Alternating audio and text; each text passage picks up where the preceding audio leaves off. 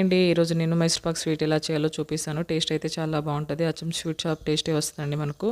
దానికోసం అయితే నేను 1 కప్ వరకు శనగపిండి తీసుకున్నాను. జల్లించుకొని పక్కన పెట్టుకోవాలి. తర్వాత ఏ కప్పుతో అయితే శనగపిండి తీసుకుంటామో అదే కప్పుతో 2 కప్స్ వరకు అయితే షుగర్ తీసుకోవాలి. అందులో ఒక హాఫ్ కప్ వరకు వాటర్ పోసుకొని తీగ పాకం వచ్చేదాకా అది ఉంచుకోవాలి. అదే టైంలో అంటే వేరే గిన్నెలో కూడా మనం ఒక 2 కప్స్ నెయ్యి కానీ లేకపోతే నూనె కానీ వేసుకోవాలి.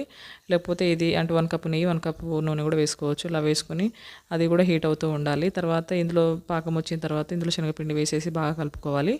ఇలా కలుపుకున్న తర్వాత ఇప్పుడు వేడవుతున్న నూనె ఇందులో కొంచెం కొంచెం పోసుకోవాలి. ఒకటే సరిపోయొద్దు. ఇలా పోసుకొని తర్వాత స్టవ్ ఆఫ్ చేసేసి మిగతా ఉన్న అంటే కొంచెం మిగిలిన నూనె కూడా ఇందులో పోసుకొని తర్వాత ముందుగా అయితే ఒక బౌల్కి అయితే మనం నెయ్యి రాసి పక్కన పెట్టుకోవాలి. ఆ బౌల్లో ఇప్పుడు ఇదంతా ట్రాన్స్ఫర్ చేసేయాలి.